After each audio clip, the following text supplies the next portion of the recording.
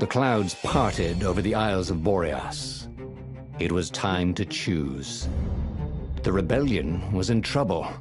Ravens were scouting for the secret rebel base. They needed a game changer. Pieces of the Sky Ripper had surfaced. Renato knew that using it could go catastrophically wrong. But he was sure he could figure out how to use it safely.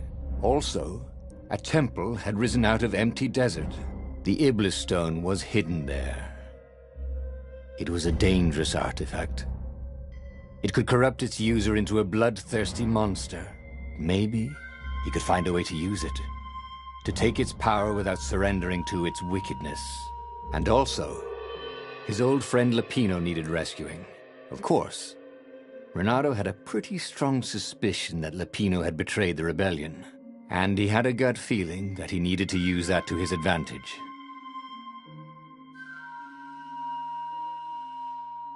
Renato finally realized that Lapino was a traitor to the cause, and maybe Renato could use that somehow.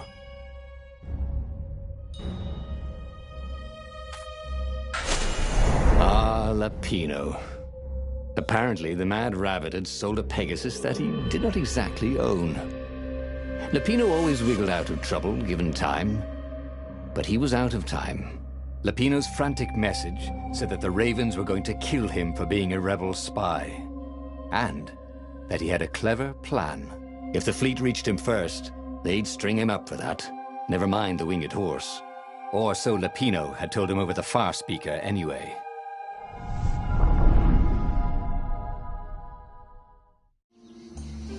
Lapino had apparently managed to confuse the judge by arguing that he hadn't actually stolen a winged horse. He'd only sold it.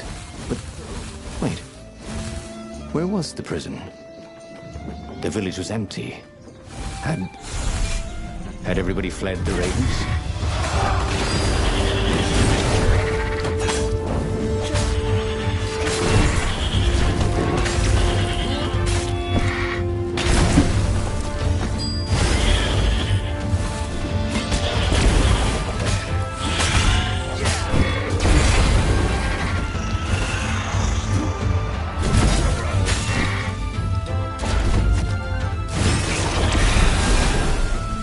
That was odd. Renato had been here, at this exact place, at this exact time. This time, there were so many more Ravens.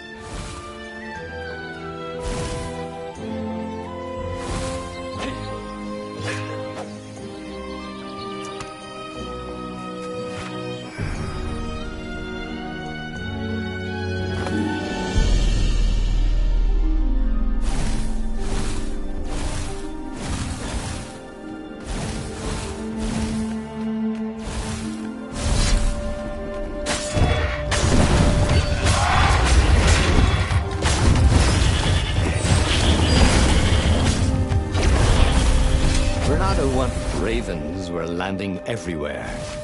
The advance guard. He'd better get moving. If they got to Lapino first, they'd eat him for breakfast. Or a snack. Ravens weren't picky. If they got hungry, they sometimes forgot to interrogate their prisoners. Even top spies like Lapino. Well, unless he really was a traitor, obviously. Then they'd probably pin a medal on his chest.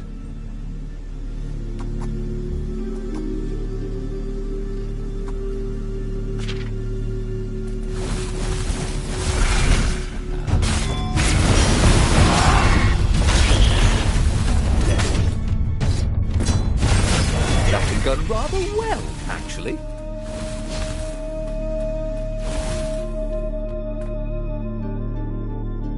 Dirty and bloody, Renato finally reached Lapino. The rabbit was practicing his shuffle.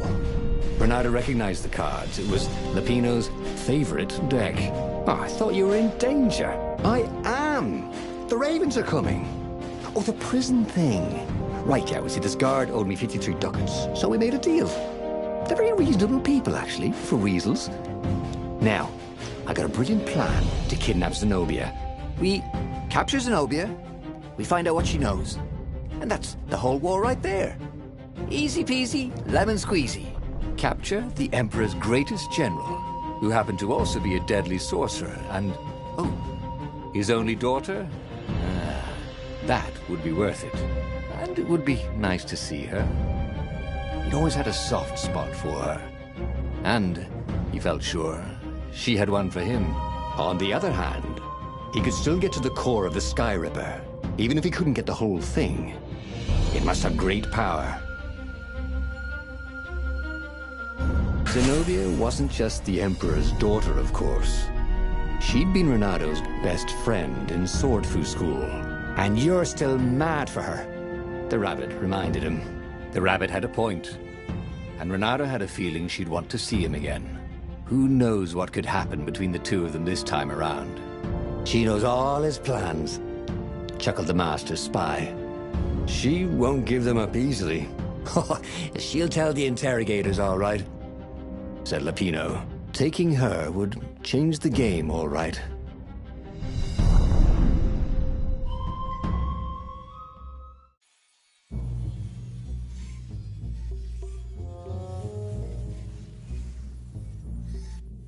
The city was already under Zenobia's control. I had to admire her efficiency. Renato shivered at the thought of Zenobia at the mercy of the interrogators. Could he really turn her over to them? But this was war. It wasn't meant to be pretty.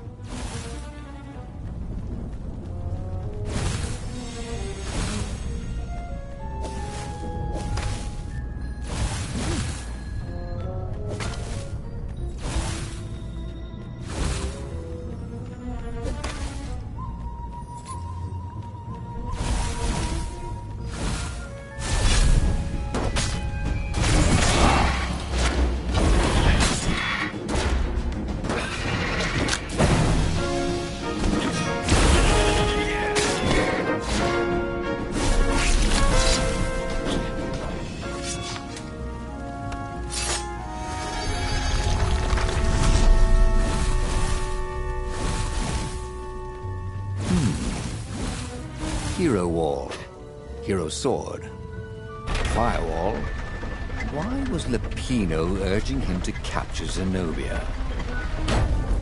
Obviously it was a trap. But you never knew how Lapino thought. Sometimes his plans were so convoluted they did the exact opposite to what Lapino wanted. There must be some way to play on that, Renato thought.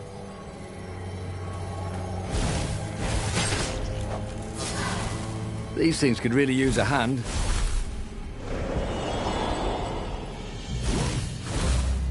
So, what's this plan of yours? Use me as bait, said Lapino. And he outlined a slightly complicated plan that involved geese, a net, setting the Farfarer a little bit on fire, Lapino dressing as an old blind toad, and Renato hiding inside a monstrous watermelon. What could possibly go wrong? Thought Renato. Oh, go ahead. I'm sure you know better, said Lapino.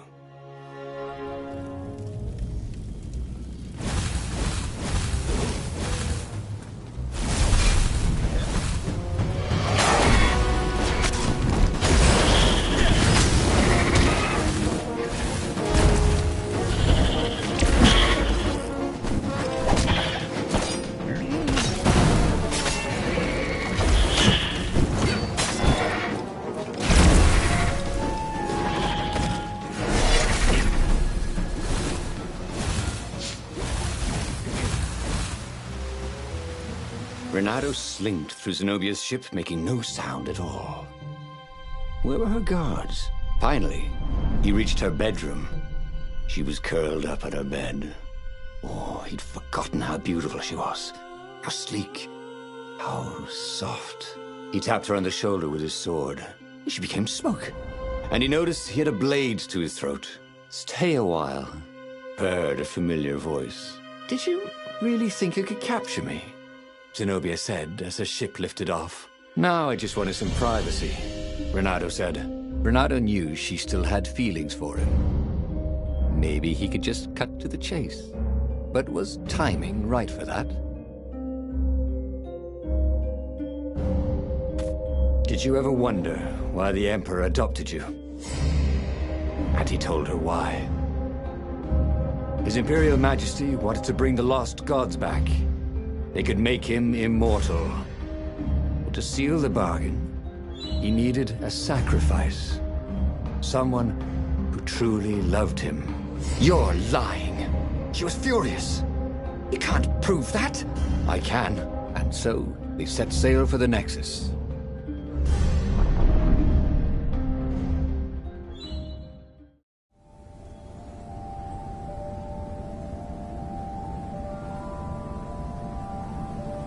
The scientists at the observatory have resurrected one of his victims. Well, he's not exactly alive, but it can talk, and it can't lie. You took a big risk. You know, I could just cast a spell to make you tell me where the rebel base is. And you wouldn't consider that cheating? She frowned. Ugh, fine. Let's go get your witness. The rebellion had started after atrocities that the Empire hushed up. Renato had rescued a priest whose order had been massacred for one book. He had slept in a burnt village. Dead kittens and puppies had come to tell him what the Emperor had done to them.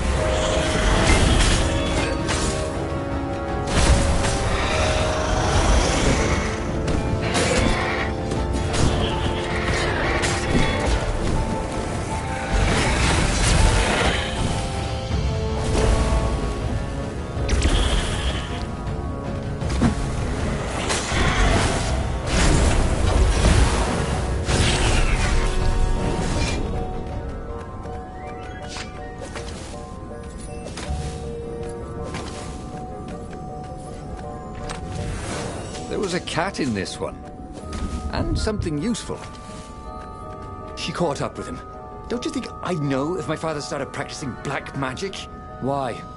Would you want to join in? Oh, no, I'd destroy his books and...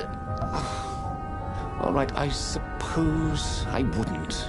She stopped, troubled. He ran on.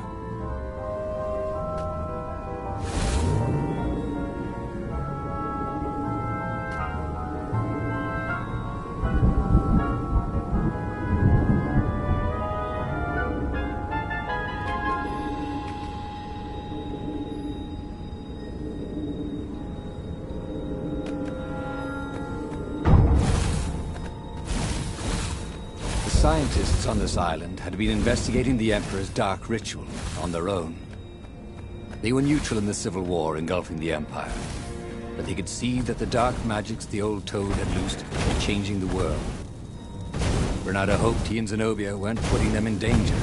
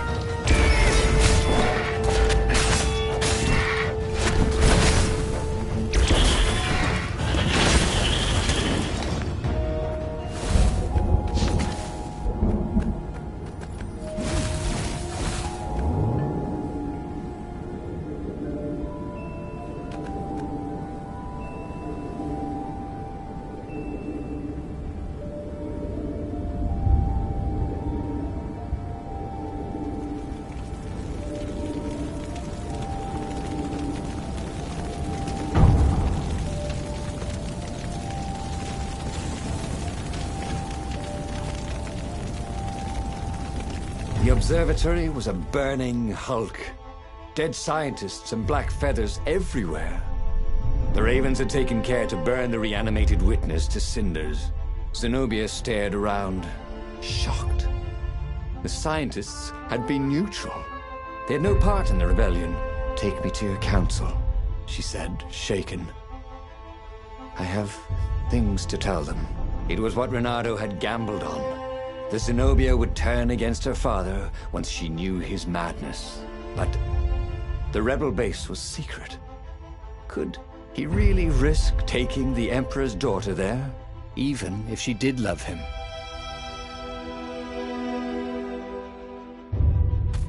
Renato reached Lapino by far-speaker Toad.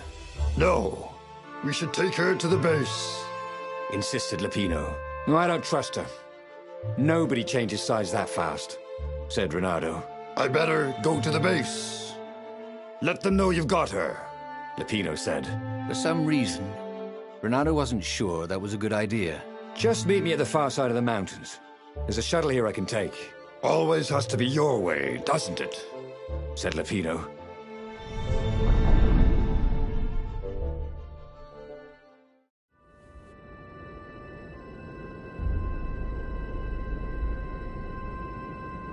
Zenobia was still shaking as they got out. "I didn't know," she said. "The Ravens kept it secret. At first they sacrificed prisoners, then villages near the frontier, and then an orphanage. Kittens and puppies. Sometimes he'd come back to the palace and it was like there were glowing things behind his eyes. I was so busy." "I'll clear a path for us," Renato told Zenobia, "so the Ravens don't see you."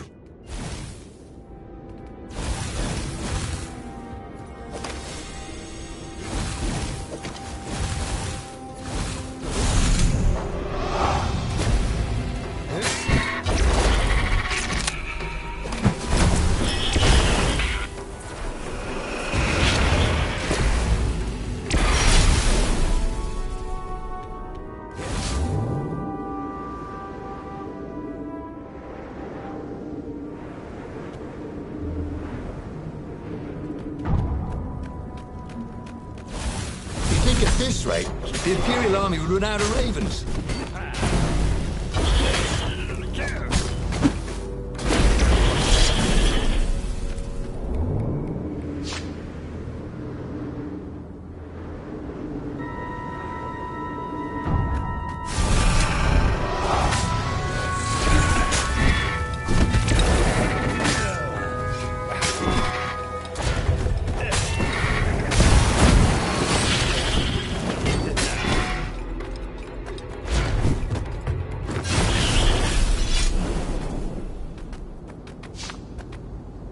Zenobia came up as he massaged his sore arm.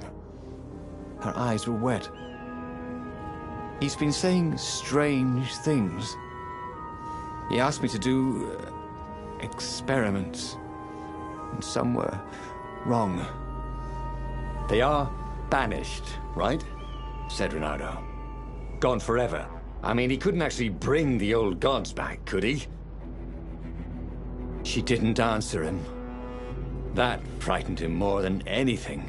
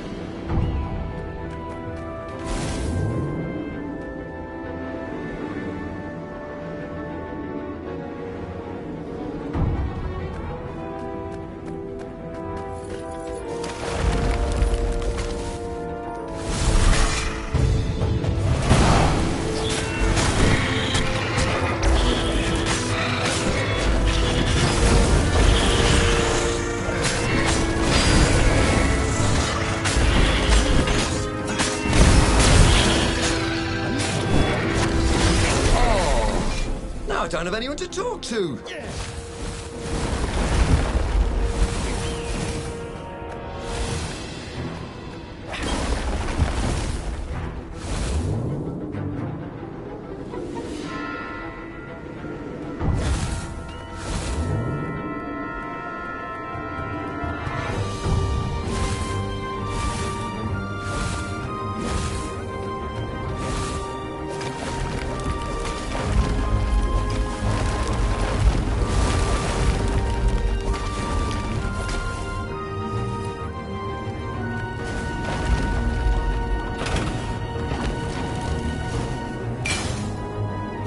See? With enough leverage, you could go anywhere. Renato wondered if he should have taken Zenobia to the rebel base for real. Maybe she wasn't playing him after all. After the bleak talk about the Emperor's dark secret, he was regretting his suspicion.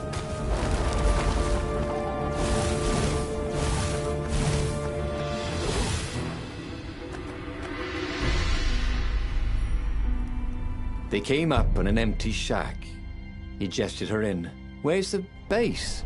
She asked, confused. I thought we could talk a bit first. Oh, you think I'm playing you? She was furious.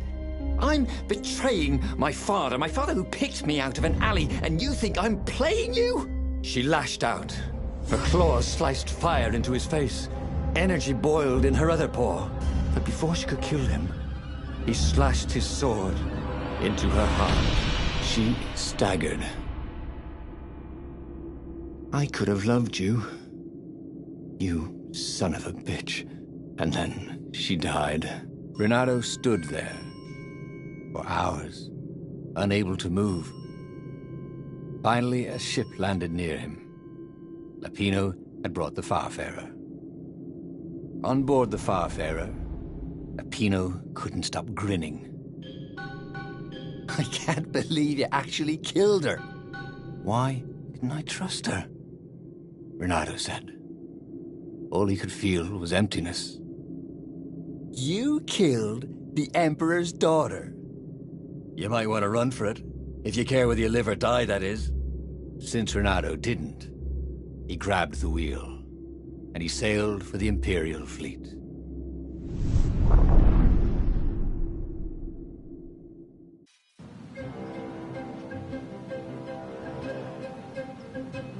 Renato had never felt worth. Zenobia had listened to him. He had trusted him. She had opened her eyes to her father's evil. Done everything he had hoped for. He had taken him to a dirty shack. Was he so used to lying that he couldn't trust even the girl he had always loved? Ooh. Led right into the middle of the fleet. It was a glaring weakness in the defense.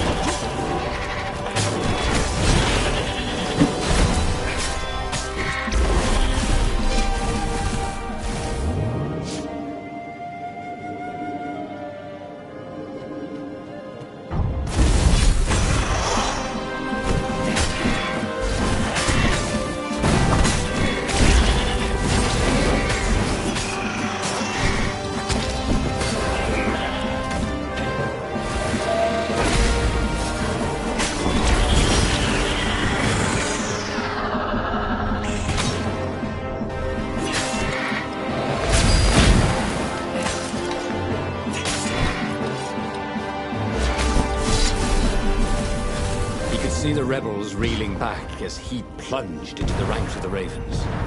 He'd had to kill the girl he loved, but he'd also blown the biggest opportunity they could have had. to turn the Emperor's daughter against him. Oh, Renata could only laugh miserably. He was taking crazy chances now, swinging wildly. He expected the Ravens to take him at any moment, but they were running in fear. No one wants to fight a man who doesn't care if he lives. No one wants to fight a hero.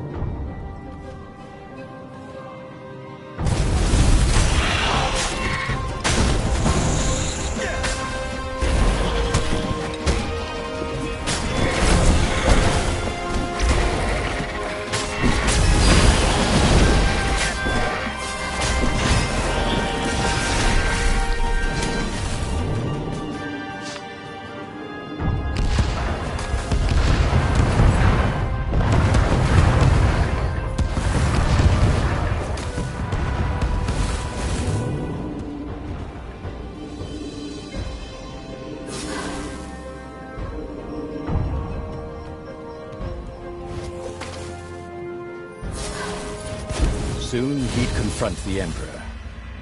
Funny that this whole war had come about because the Emperor feared death. And now it was coming for him. There was some sort of lesson there, wasn't there?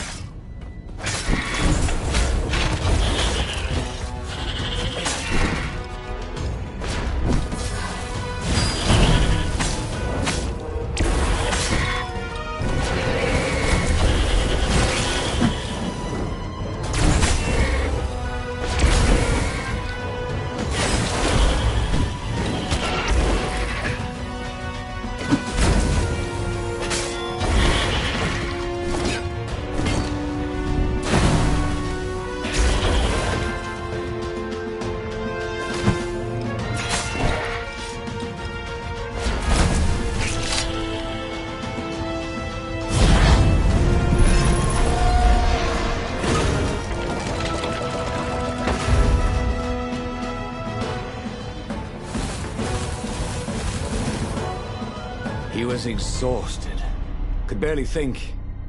He wanted to stop thinking. The rebels were already finished, and he was the last.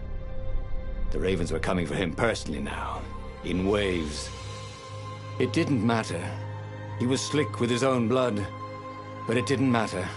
In the distance, he could see her, embraced by a halo of light, holding her hand out to him. Had she forgiven him? Would she take him to the halls of the Valiant? Then he felt steel in his belly, and his chest, and his back. And he lay down, and he couldn't see her anymore.